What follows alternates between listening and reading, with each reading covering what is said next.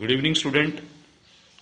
Welcome again to Institute of Economics and Management Studies. आज की video भी continue part है जीएसटी का।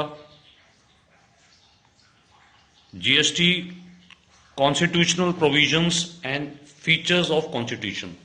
आज का जो टॉपिक हम बात करेंगे, कॉन्स्टिट्यूशनल प्रोविजन की बात करेंगे, फीचर्स ऑफ कॉन्स्टिट्यूशन की बात करेंगे। 101 अमेंडमेंट 2016 एक्ट, किस एक्ट की बात कर रहे हैं? 101 अमेंडमेंट एक्ट 2016 एक्ट की बात कर रहे हैं। आज की जो वीडियो है पर्टिकुलरली हम इस amendment act constitution, features of constitution की बात करेंगे। जिस स्टूडेंट्स ने जीएसटी के कंसेप्ट्स नहीं पढ़े, मेरी पुरानी वीडियोस में एक बार जाके आप उसको जरूर चेक करिए, क्योंकि आप डायरेक्टली इसको देखेंगे तो आपको इसको समझ में नहीं आएगा। आप बेसिकली मेरी वीडियोस एक बार चेक करिए, फिर इस वीडियो पे आप आइए, क्योंकि आज की वीडियोस हम एक पर्टिकुलर एक्ट की बात कर रहे हैं, अमेंडमेंट एक्ट की बात कर रहे हैं, फीचर्स ऑफ कॉन्स्टिट्यूशन की बात कर रहे हैं, 101 अमेंडमेंट एक्ट की बात कर रहे हैं, 2016 एक्ट की। इस एक्ट में सबसे पहले हम आर्टिकल 246 की बात करेंगे। अभी आर्टिकल 246 होता कौन है, क्या आर्टिकल है ये article power of union and state to make list and laws, मतलब यूनियन एंड स्टेट गवर्नमेंट की जो पावर्स है जीएसटी के ऊपर, उससे डील करता है ये आर्टिकल 246। 246 में union government and state governments को अलग अलग कॉन्करेंट लिस्ट में बांटा हुआ है। List 1 union list, list 2 state list and third list 3 concurrent list. अब अगर हम लिस्ट 1 की बात कर रहे हैं, लिस्ट 1 मैंने आपको बताया यूनियन लिस्ट। यूनियन का मतलब central government power to make laws. It is a central government power to make laws, मतलब सेंट्रल गवर्नमेंट के पास पर्टिकुलर पावर है लॉज को बनाने के। सेकंड बात हम कर रहे हैं लिस्ट 2 की। लिस्ट 2 में स्टेट के लॉज आएंगे, मतलब स्टेट लेजिस्लेटर्स को कुछ पावर्स दिए गए हैं कि वो जीएसटी के ऊपर अपने लॉज क्रिएट कर सकते हैं। लिस्ट 3 कॉन्करेंट लिस्ट है। इस कॉन्करेंट लिस्ट के अंदर हम लोग स्टेट और सेंट्रल दोनों के पास पावर्स हैं लॉ को क्रिएट करने की। तो आर्टिकल 246 की अगर हम बात करें आगे, आर्टिकल 246 एंड 254 की अगर हम बात करते हैं तो parliament and subject to clause 2 legislator of every state have a power to make laws, मतलब 246A and 254 power of the Constitution Act laws, state and central government दोनों के पास पावर है टू इम्पोज टैक्सेस। 246(2) की अगर हम बात कर रहे हैं तो 246 पार्लियामेंट हैज एक्सक्लूसिव पावर। 246(2) की बात करें तो parliament has exclusive power to make laws. अब ये सारी चीजें क्लॉज 5 आर्टिकल 279 के अंदर आती है। आर्टिकल 279 के अंदर which is GST act, goods and service act of state tax council. कुछ products petroleum, crude oil, high speed diesel, motor spirit, commonly known as petrol, natural gas and turbine fuel oil, which come under section 279A bracket 5। तो students, इसमें हम लोग अभी जो articles की बात कर रहे हैं, आगे हम बात करेंगे 101 अमेंडमेंट एक्ट 2017। इस एक्ट में कुछ अमेंडमेंट्स आए थे जिसमें एक पर्टिकुलर डेफिनेशन दी हुई है, किसकी? गुड्स एंड सर्विस टैक्स की। मैंने अपनी लास्ट वीडियो में बताया था goods and service tax supply mode पे आती है, मतलब ये एक सप्लाई मॉडल है।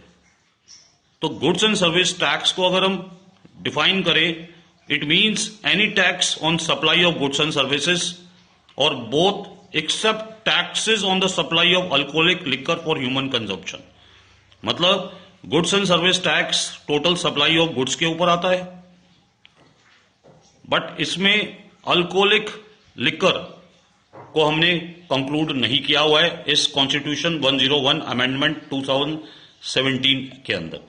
मतलब लिकर को ह्यूमन कंजम्पशन से, लिकर जो ह्यूमन कंजम्पशन के लिए यूज होती है उसको हम इस अमेंडमेंट में नहीं लिया हुआ है। आर्टिकल 366 ब्रैकेट 26A ये पर्टिकुलरली सर्विस की डेफिनेशन में आता है, means anything other than goods. Goods को छोड़ के अगर हम कोई सर्विस मोटिव की बात करेंगे तो वो आर्टिकल 366 ब्रैकेट 26A के अंदर कंक्लूड होता है। अगर हम 366 ब्रैकेट 26B की बात करें, ये स्टेट की डेफिनेशन में आता है, जिसमें article 246A, 268, 269, 269A and article 279A includes union territory और लेजिस्लेचर। आर्टिकल 366 ब्रैकेट 12 की हम बात करते हैं तो ये गुड्स के ऊपर आता है, ये गुड्स की डेफिनेशन में आता है। इट इंक्लूड्स ऑल मटेरियल, ये सारे मटेरियल को इंक्लूड करता है, सारी कमोडिटीज को इंक्लूड करता है, सारे आर्टिकल्स को इंक्लूड करता है। यह पहले से प्रायर है 101 अमेंडमेंट एक्ट के अंदर। और सप्लाई साइड को डिफाइंड नहीं किया हुआ इन्होंने, सप्लाई साइड को डिफाइंड नहीं किया। आर्टिकल 269A की अगर हम बात करें, it is a levy and collection of GST in the course of inter state trade और कॉमर्स। जब गुड्स एक जगह से, एक स्टेट से दूसरे स्टेट में अगर जाते हैं तो आर्टिकल 269A लगता है। इसमें सेंट्रल गवर्नमेंट जो है वो जीएसटी को कलेक्ट करती है, ठीक है ना, एंड डिवाइड करती है यूनियन और स्टेट के बीच में। मतलब जितना भी इंटर स्टेट ट्रांजैक्शंस होते हैं गुड्स के, एक स्टेट से दूसरे स्टेट में जाते हैं, वो आर्टिकल 269A के अंदर आते हैं, जिसमें स्टेट को सेंट्रल गवर्नमेंट सपोर्ट करती है, सेंट्रल गवर्नमेंट टैक्स को कलेक्ट करती है और स्टेट को प्रोवाइड करती है। म्यूचुअल बेनिफिट पे काम होता है। मतलब इसमें दोनों का रोल रहता है, सेंट्रल एंड स्टेट का। पर कलेक्टिंग एजेंसी की अगर बात करें तो सेंट्रल गवर्नमेंट ही कलेक्टिंग एजेंसी है। अब सेंट्रल गवर्नमेंट ने पार्लियामेंट के अंदर डिटरमाइन किया है the place of supply and when supply take place in the course of inter state trade and commerce. मतलब कहां से सप्लाई हो रही है, किस जगह से सप्लाई हो रही है, मतलब किस स्टेट से वो पर्टिकुलर सप्लाई हो रही है, उस पे डिपेंड करता है। अब कुछ अमेंडमेंट आई थी जिसकी हम बात कर रहे हैं, लिस्ट 1 की, जिसको हम एंट्री बोलते हैं। ड्यूटीज ऑफ एक्साइज और tobacco and other goods manufactured और प्रोड्यूस इन इंडिया।